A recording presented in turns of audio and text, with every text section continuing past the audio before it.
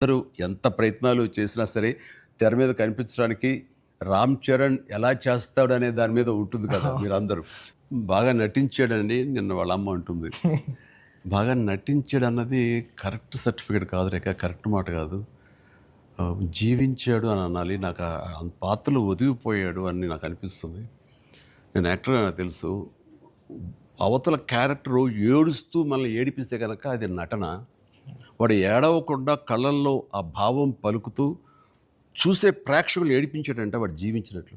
నేను అక్కడ ఒక క్యారెక్టర్ చూస్తున్నాను తప్ప చరణ్‌ని చూడట్లేదు. పెద్ది కనపడుతుంది నాకక్కడ. పెద్ది తను ఏడవకుండా తన భావోద్వేగాల్ని కళ్ళ ద్వారా చూపిస్తున్నాడు తప్ప ముఖవళికల ద్వారా, మజిల్స్ ద్వారా చూపించట్లేదు. అది చరణ్ స్పెషాలిటీ. అందుకనే మనం ఎక్కువ ఇన్వాల్వ్ అయిపోతున్నాం. అవును సార్. ఏం నటించాడు అనొచ్చు. చాలా గొప్ప గొప్ప నటులు ఉండొచ్చు. వాళ్ళ సిస్టమ్ వాళ్ళ విధానంలో చేయొచ్చు. కానీ భావోద్వేగాల్ని లోపల ఫీల్ అవుతావు. ఫీలింగ్‌ని మునిపంట నొక్కి పట్టి ఎక్స్‌ప్రెస్ చేస్తూ ఆ కళ్ళ ద్వారా పలికించడం.